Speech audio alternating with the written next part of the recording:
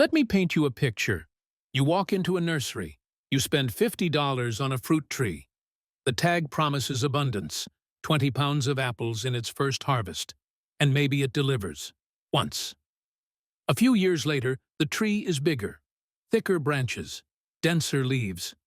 But the fruit? Less. Then almost none. So summer comes, and you're back in the supermarket. $5 for apples, 7 for peaches, 10 for cherries, week after week. Meanwhile, your backyard is full of large, healthy-looking trees that don't actually feed anyone. That's the quiet frustration no one talks about. A garden that looks productive, but still costs you hundreds every year. Then one winter, heavy snow hits.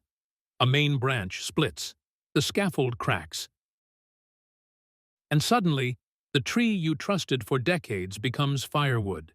Not because you chose the wrong tree, not because your soil is bad, not because you lack a green thumb, but because no one ever taught you the one skill that separates a tree that feeds your family for 30 years from one that fails after 5. That skill is winter pruning. Why January matters. Here's what most people never learn. A fruit tree doesn't exist to feed you. It exists to survive. In nature, a tree has one priority: get bigger, live longer, outcompete its neighbors for sunlight, and reproduce just enough to continue the species. Fruit is a side effect. Wood is the goal. If you don't intervene, the tree will always choose growth over fruit. Every single year. January is the one moment when that decision can be changed. In midwinter, the tree is fully dormant. Photosynthesis has stopped. Sap flow is minimal. Carbohydrates are stored in the roots and trunk as energy reserves. Nothing is moving, but everything is waiting. When you prune during this dormant window, at temperatures above about 20 degrees Fahrenheit, you're not stressing the tree. You're rewriting its instructions. The tree doesn't bleed sap. The wounds stay clean. And when spring arrives, the tree must decide where to send that stored energy. If you've removed excess wood and corrected the structure, that energy gets redirected, away from useless vertical growth and toward controlled shoots that can support fruit. This isn't cosmetic pruning. This is biological engineering. You're not trimming branches. You're deciding how the tree will spend its energy for the entire growing season ahead. The system. Here's the system. Straight, simple, and proven. Fruit trees don't respond to pruning the same way all year. Timing changes everything. Winter pruning, done in January while the tree is dormant, is structural. You're deciding the shape, the height, the main scaffold branches that will carry fruit for decades. When you cut in winter, the tree responds in spring by pushing new growth to replace what was removed. That's why winter pruning encourages growth. Summer pruning is the opposite. By early August, the tree has already finished its main growth for the year.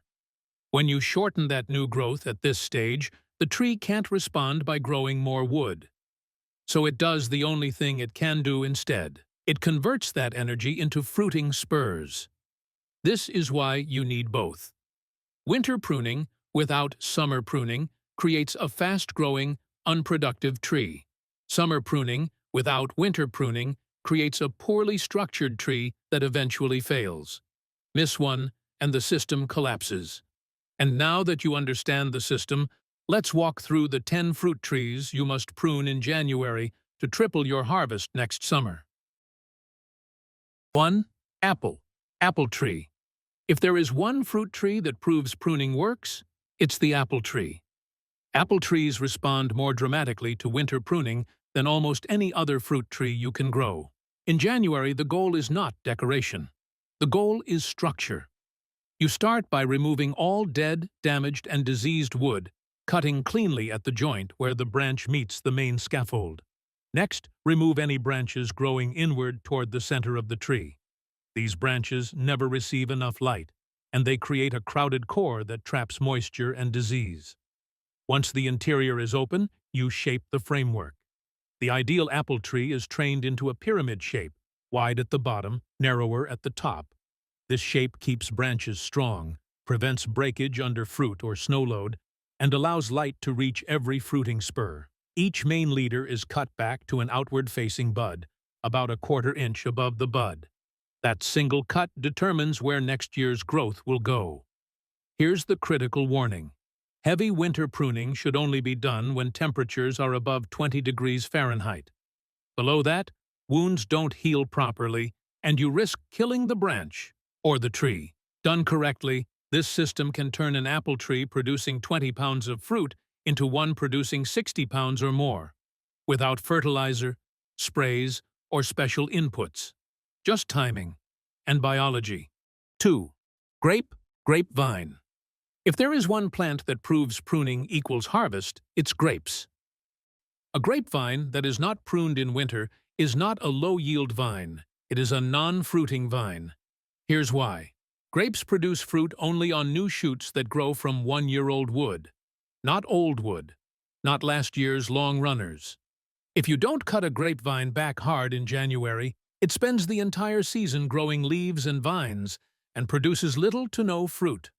Winter pruning is not optional for grapes. It's mandatory. In January, while the vine is fully dormant, you remove up to 90% of last year's growth. Yes, 90%. You select 2 to 4 strong canes that grew last season, and you cut each cane back to 8 to 12 buds, depending on the variety and vigor. Everything else goes. This concentrates the vine's stored energy into a small number of shoots, which results in fewer clusters, but larger, heavier, higher quality fruit. Here's the measurable difference.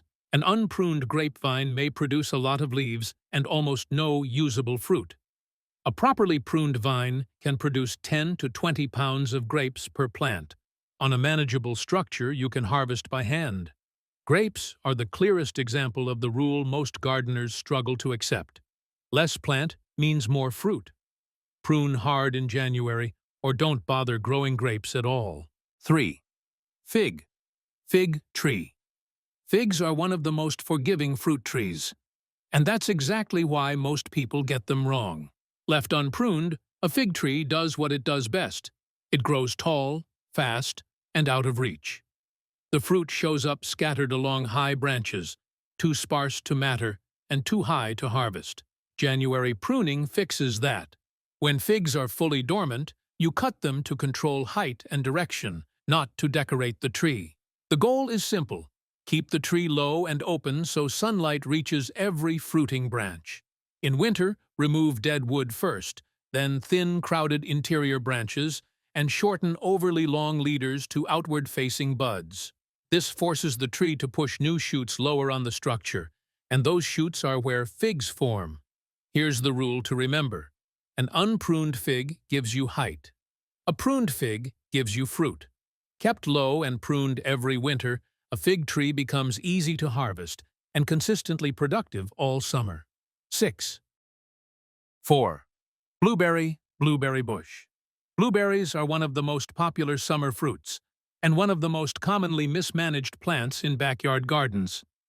A blueberry bush doesn't stop producing because it's old. It stops producing because no one ever prunes it.